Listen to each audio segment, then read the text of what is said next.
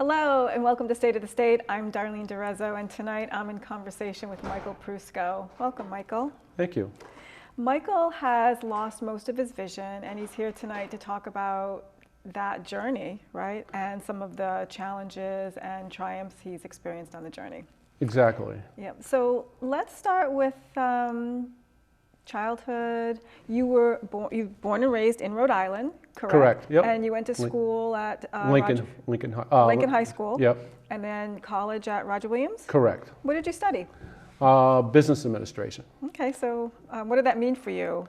Well, I graduated Roger Williams University in 1979, so it was a little while ago. I worked for Metropolitan Life for 3 years as an insurance agent. And then I went into the restaurant business. Okay. Papagino's, where I worked from 1982 till I had to retire in 2012. Okay, so that's how many years? 29 years, Wow. almost 30, didn't quite make 30. Well, almost 30 years in the restaurant business. So yes. So the time you graduated from college and you entered the restaurant business, what did you think your life was going to be like? What were your dreams, aspirations? Well, I met my wife at Met on a blind date. And I wasn't making much money at Met, so we had to do something. So I started, I wanted to manage anyway. I wanted to kind of lead people. I always had that aspiration. I wanted to do something like that. And I couldn't boil water when I worked for Papagino's when I started.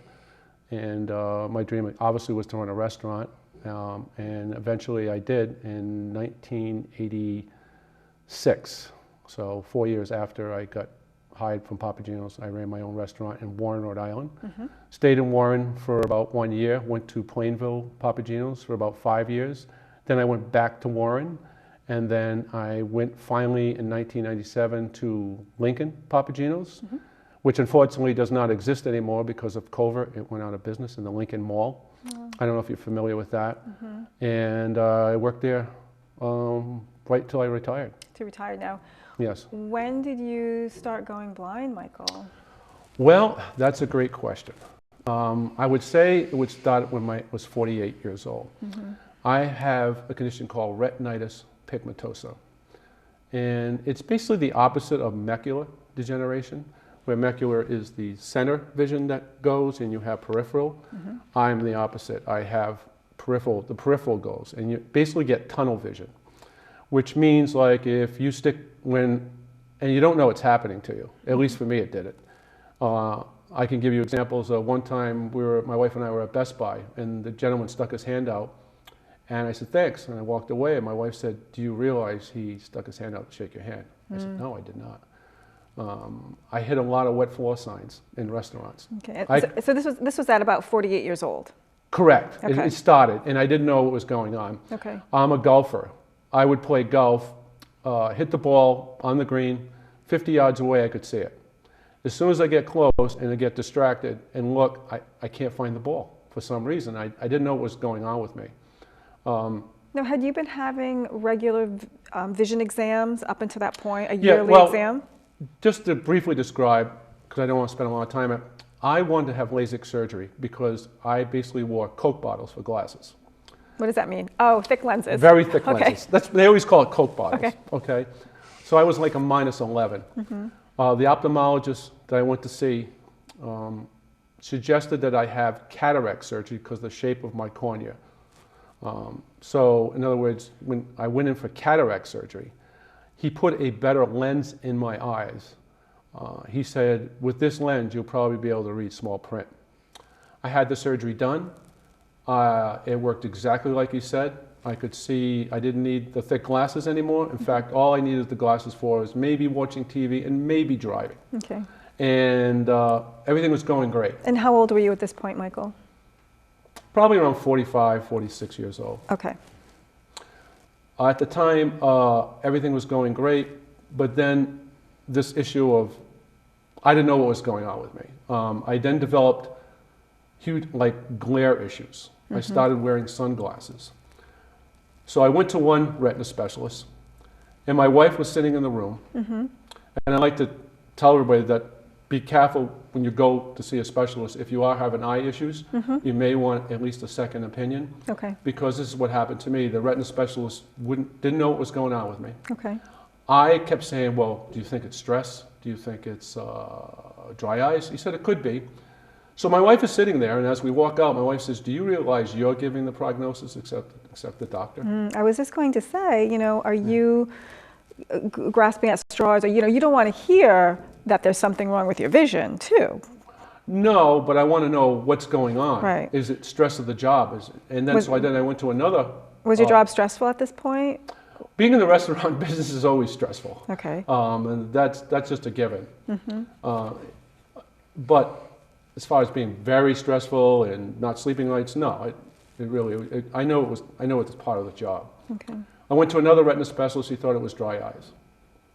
So you let him know that you're losing your peripheral vision, you're having trouble on the golf course. No, at the time, I didn't know I was losing my peripheral vision. What I thought I was having problems seeing because of glare. Now glare was coming into the issue with my eyes. And he couldn't figure out what it was. So I stopped going to him. I went to another person. So this is specialist number 3. Specialist number 2. Oh, specialist number 2, okay. And he said I had dry eyes. So I thought it was, oh, maybe it's dry eyes. Well, it wasn't dry eyes. I then went back to the ophthalmologist that did my surgery for my lenses. He looked at me, and to make a long story short, as he was done after examining me, because he couldn't figure out something, when I walked out the door, he noticed something. He came up to me as I was walking out and says, can you see on both sides, or can you see the sides of you? And I says, I don't think I can anymore. And my wife said, no, he can't. He says, let me give you a retina specialist that you need. And his name was Dr. Geltzer. Okay. He was in his mid-70s. I met him. He gave me a test at Rhode Island Hospital. It's like the eye center at Rhode Island Hospital. I believe it was called an RPG test. You'll have to forgive me if that's wrong, because it was a long time ago. And he said, you definitely have something wrong with your eyes. Okay. I says, okay, that was good. And he said, it's retinitis pigmentosa. And what that is you have the tunnel vision. And then try to explain it very simply, it's your rods and cones in your eyes. You have normal eyesight. Picture yourself going into a dark place. It's dark for a few seconds, but then your eyes adjust. My eyes won't adjust. Okay. Picture yourself going outside after that dark place. It's very bright out, but your eyes adjust. My eyes won't adjust or take a very long time adjusting. It came to a point I would go in, my daughter played AAU basketball. I would go into the gyms, and I had to wear sunglasses because it was so bright for me. And driving was very a chore, because it was just getting bright, and I couldn't figure out what it was. And it was so bright that it was sometimes giving me some blind spots.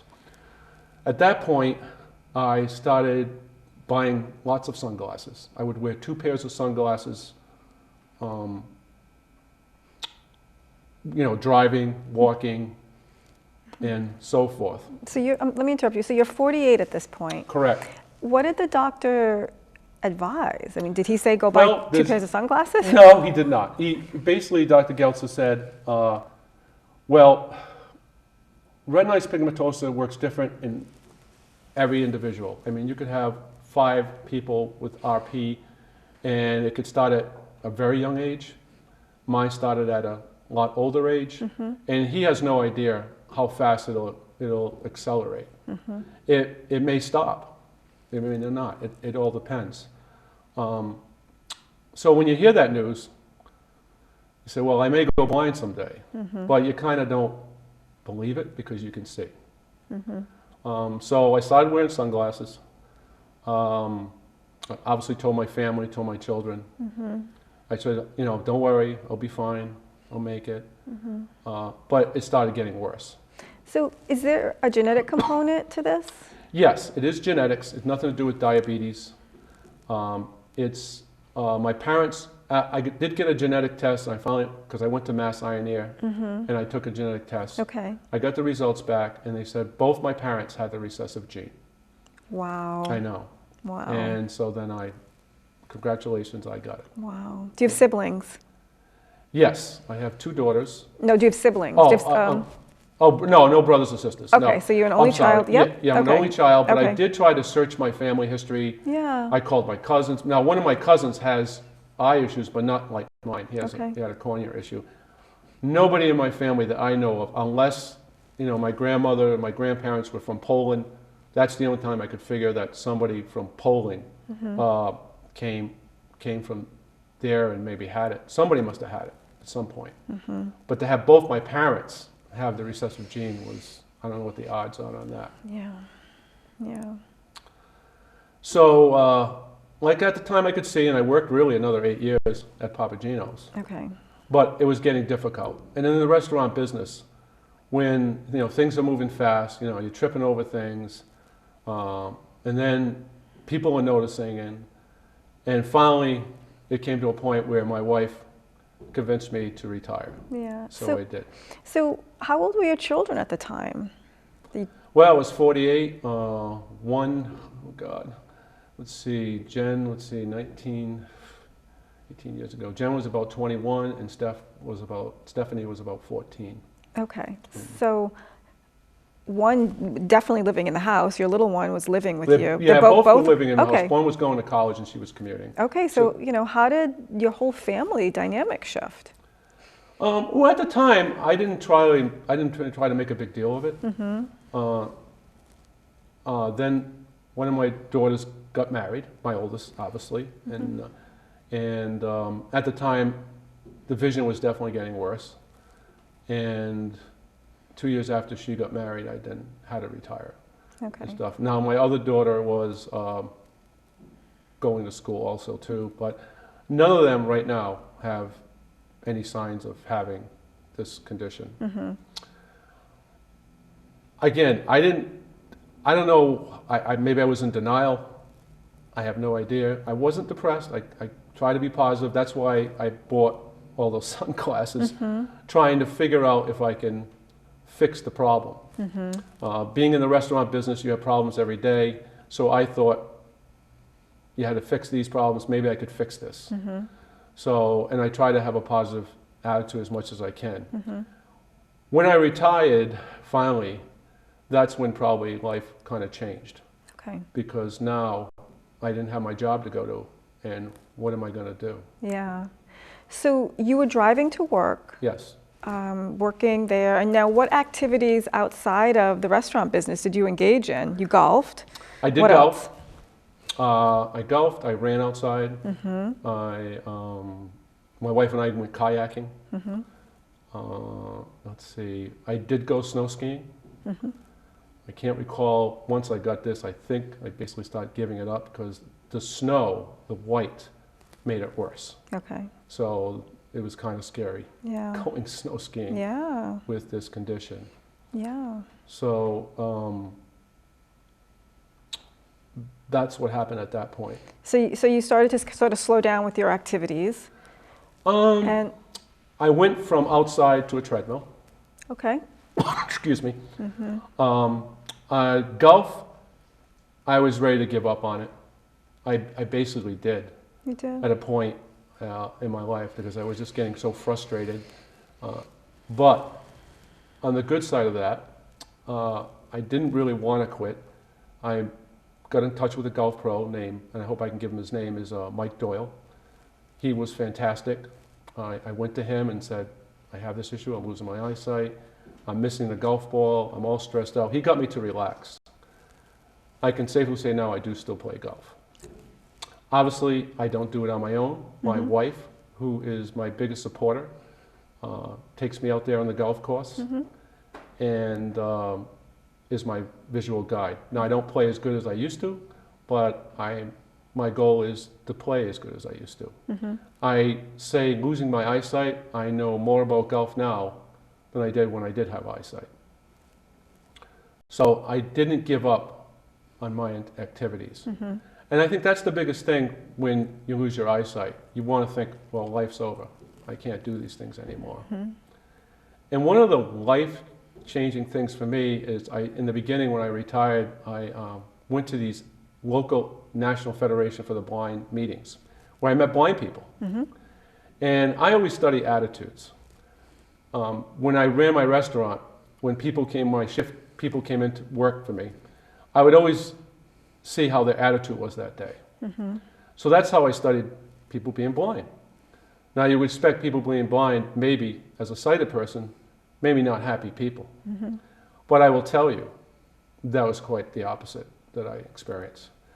I met people that had a sense of humor about their eyesight. I remember one gentleman at the meeting came in and he says, I'm going to start my own cab company. I said, well, make sure you have a sign in the back that says 1-800, how's my driving? I am totally blind. So they had a sense of humor. I met people that went blind in 6 weeks because of diabetes. Wow. I met people that had a serious car accident that made them go blind. So I met a lot of people from different walks of life. Wow. So is there any point where you felt unhappy or anxious, concerned, I would say, fearful? Yeah, I was frustrated sometimes. But those people, watching how those people are, made me feel, and I had a great wife. I can't say, I can say so much about her. I definitely married up for her. She is my biggest supporter.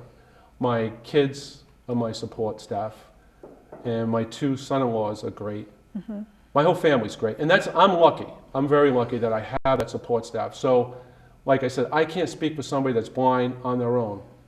That is a tough thing to do. But I can speak for my family. You know, my wife, she knows I'm crazy about golf. She's not crazy about it, but she goes out there for me. She's my coach.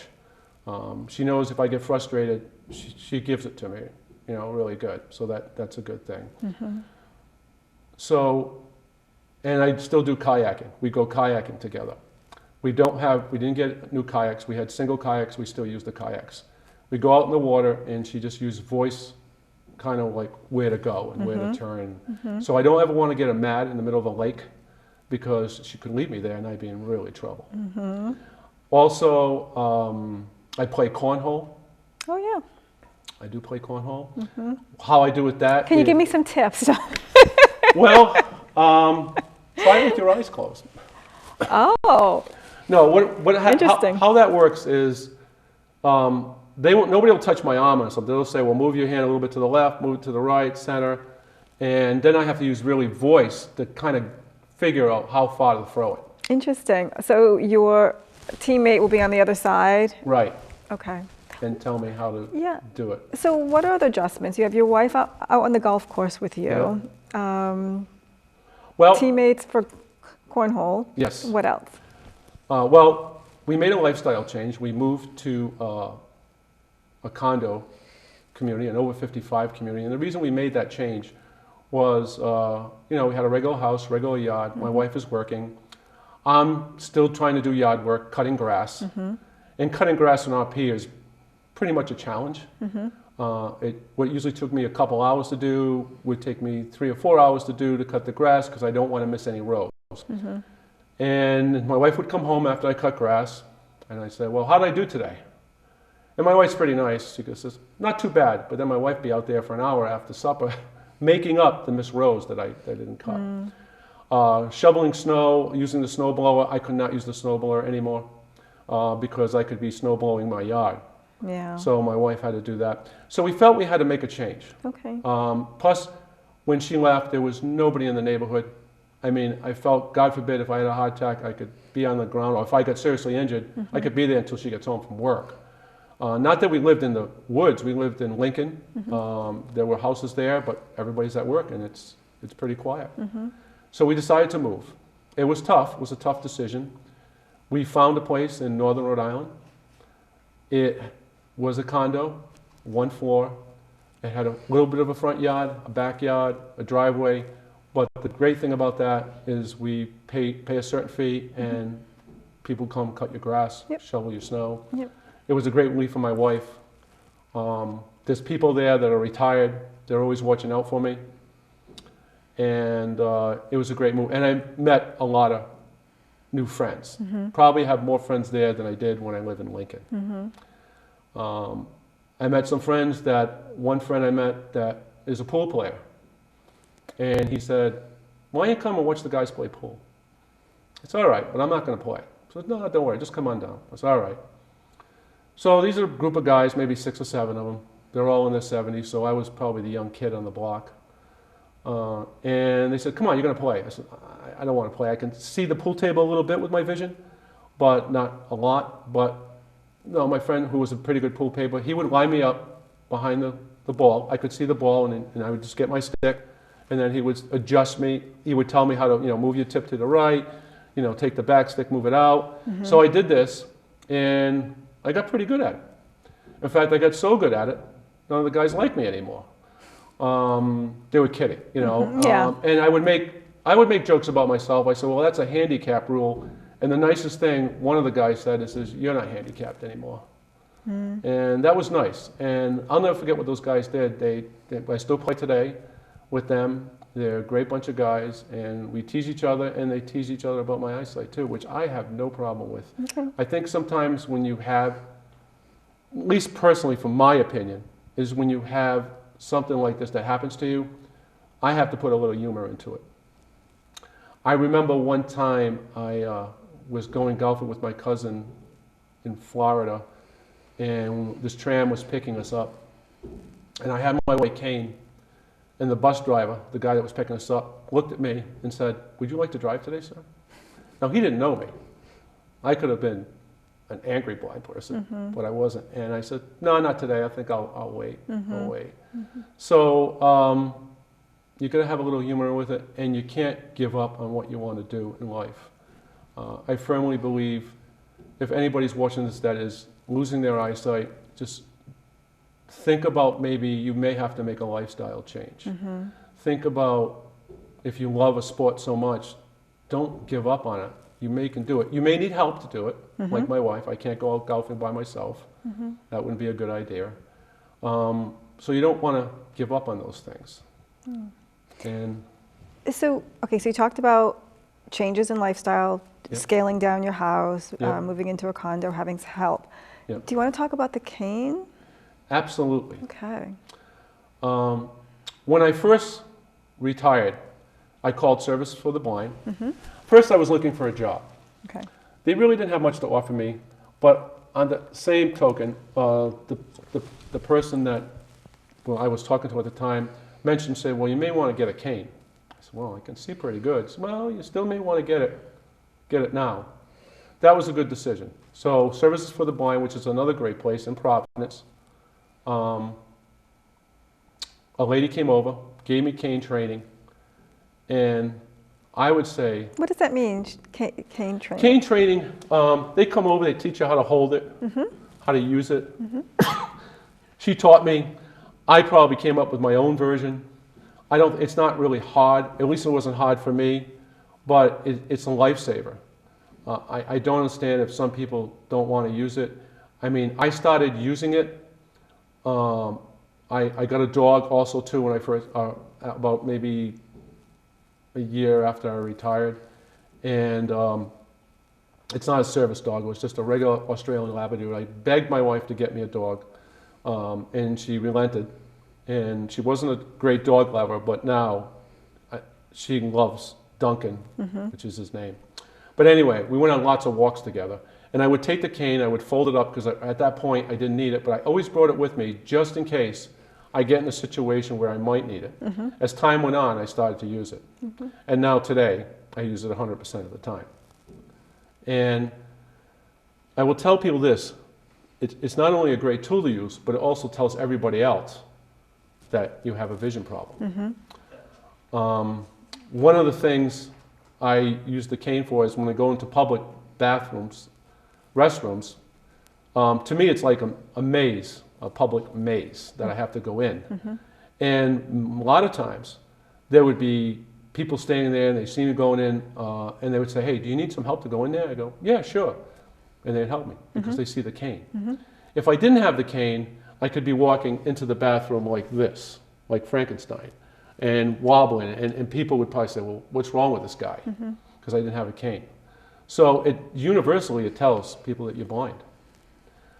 The cane works great. I walk in my area all the time. In the wintertime, it's a real good safety feature. I think it's safer walking for the cane than maybe regular eyesight, because when you have ice out there and you hold your cane out in front of you, you're feeling the ice ahead of you before you're there. Where I think a sighted person is not really concentrating, looking down on the ground to see if there's ice patches there. Where with the cane, you can feel rough spots, you can feel the ice, then it goes, if a cane goes over an ice spot, it's very smooth. So it can really prevent you from getting seriously injured. Another good story I'd like to tell you about the cane. I went to a baseball game, a prosthetic game a few years ago.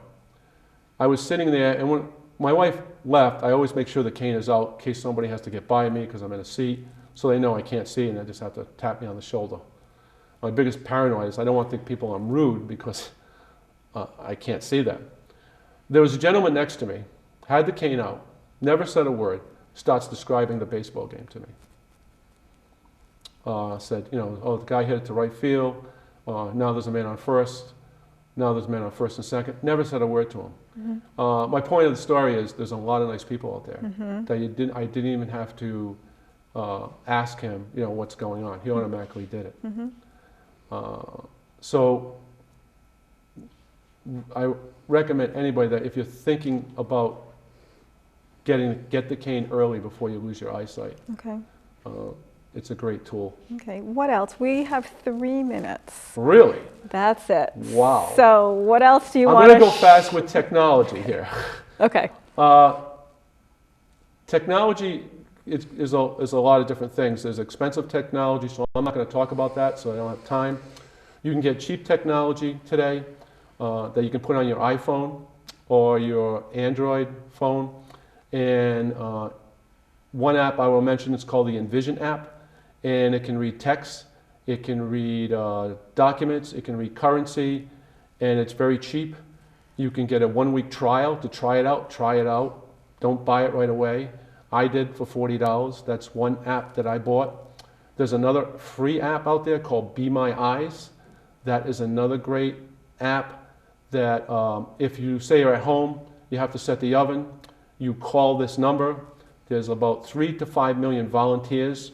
The call goes out to maybe thousands of people, and the first one that gets the call that can answer will answer it. I've used it 4 or 5 times, and within less than a minute, I get a call back. And they use your camera on your iPhone, your Android, and they help you do your task. That's a free app also. There are expensive devices out there that if you call Insight, you can, they have a tech department if you're really interested in, and you can say, well, do you have this device? And you can try it for free. Always try it for free. Don't always buy it all the time, because those things are a lot of money, those tech, some of these things that are for your eyesight. And it may not work for you. I've actually gone to Insight and tried some things that I thought was going to work, and they never did. I did buy a device called the Orcam My Eye. It's about the size of a pen. It clips to the side of your glasses. All you do is have to tap it, and you can read newspapers, currency. I can put you in it, Darlene, take a picture of you, and then and store it in its memory. And then whenever I see you again, and if I have it on, it'll say Darlene is in front of you. Yes. That's a lot more expensive type of device, but I had a 30-day guaranteed my money back if I didn't like it. So you want to look for those things. Yeah.